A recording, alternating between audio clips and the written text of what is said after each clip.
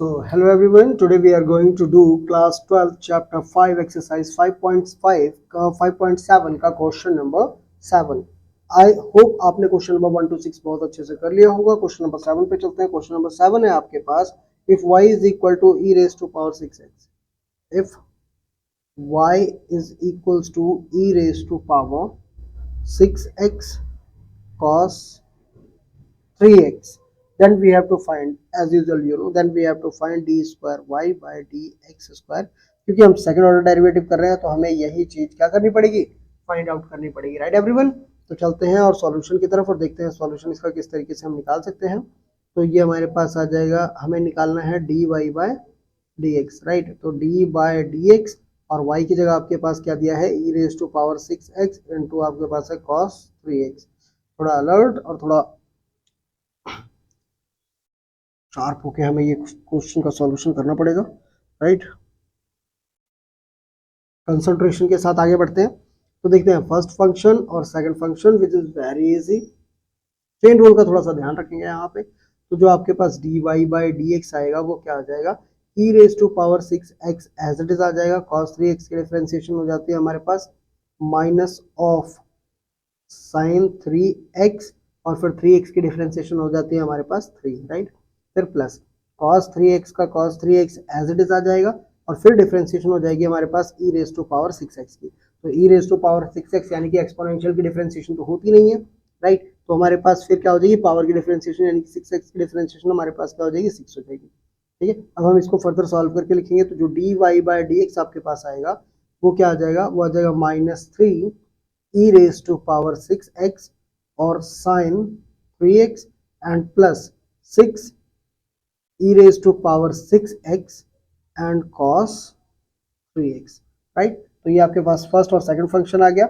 अब यहाँ से हम इसको फर्दर सॉल्व करेंगे. किस तरफ जाएंगे, हम जाएंगे D square Y by D X square की साइड. राइट, जो कि आपके पास होगा d बाय डी एक्स यानी कि differentiation of first order d by D X. तो हमारे पास D square Y by D X square जो आ जाएगा, देखो वो क्या आ जाएगा, वो हमारे पास आ जाएगा d बाय डी एक्स और यहाँ पे फर्स्ट ऑर्डर डेरिवेशन आप पुट कर दो. That is -3 e raise to power 6x.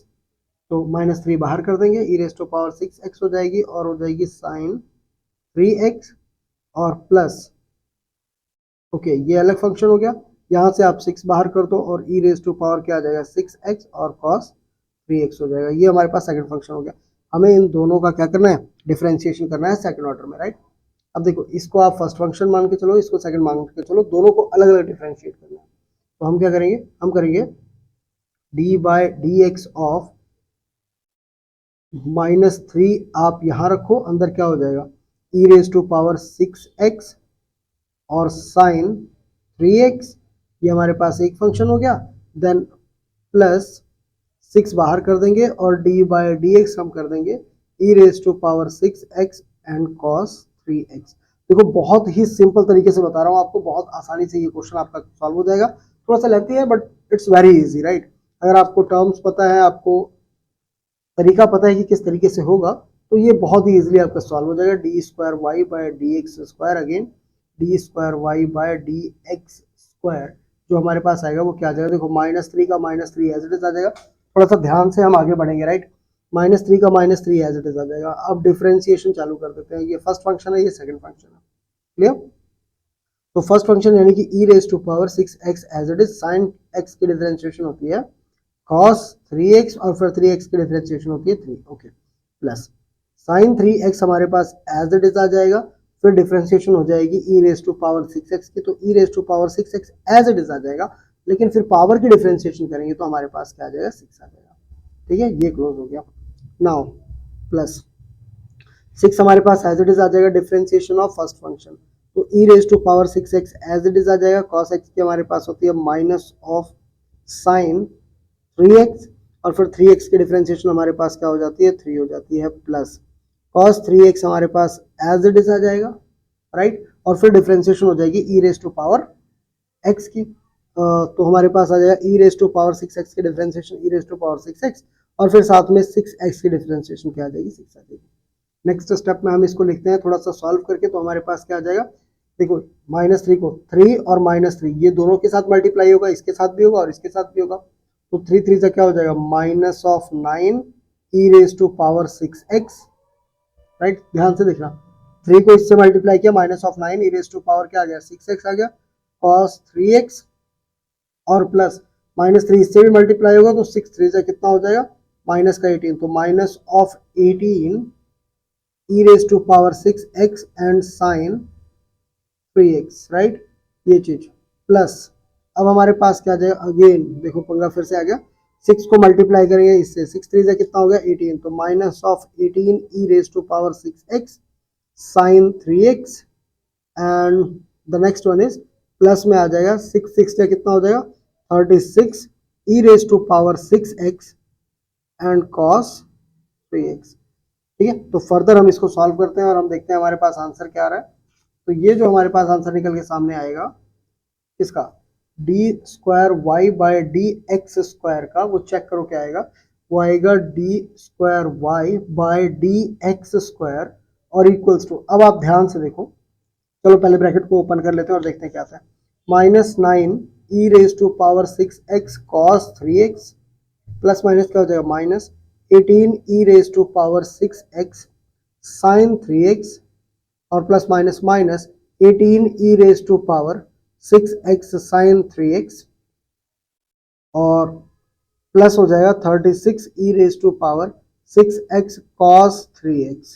ठीक है, अब इन सबको जब हम सॉल्व करके लिखेंगे तो हमारा जो आंसर आ रहा है वो क्या आ रहा है, चेक करो, D square Y by D X square जो हमारे पास आएगा, यानी कि सेकंड ऑर्डर डेरिवेटिव, वो क्या जाएगा, देखो ये माइनस का है, ये माइनस का है, तो हमारे पास माइनस ऑफ 18 और 18 क्या हो जाएगा 36 e raise to power 6x और साइन 3x। ठीक है, ये भी साइन 3x है, ये भी साइन 3x है, माइनस का 18 माइनस का 36, राइट। अब देखो ये प्लस का है कि माइनस का है, 36 में से 9 माइनस करो आप, कितना आ जाएगा 27, कितना आ जाएगा आपके पास 27, तो ये हो जाएगा +27 e raise to power 6x cos 3x, right everyone. अब हम क्या करेंगे, यहाँ से मैक्सिमम कॉमन ले लेंगे, तो मैक्सिमम आप कॉमन क्या लिख सकते हो, 9 कॉमन ले सकते हो, 9 4 जा 36, 9 3 जा 27, इज इट, ये आ रहा है आपके पास। चलो माइनस का अगर आप 9 18 9 कॉमन ले लेंगे, 9 e रेज टू पावर अगर हम 6x कॉमन ले लेते हैं तो 9 4 जा 36, तो क्या आ जाएगा 4 e raise to power 6x, sorry 4 e raise to power 6x तो हमने कॉमन ले रखा है, ये आ जाएगा हमारे पास, फर्दर देखिए एक बार फिर से देखो, सॉरी ये -9 e raise to power 6x हमने कॉमन ले रखा है, तो हमारे पास क्या बच जाएगा, ये बच जाएगा 4 साइन 3x, और क्योंकि हमने माइनस कॉमन ले रखा है तो अंदर क्या आ जाएगा माइनस आ जाएगा, और ये हमारे पास 3 cos 3x आ जाएगा, राइट।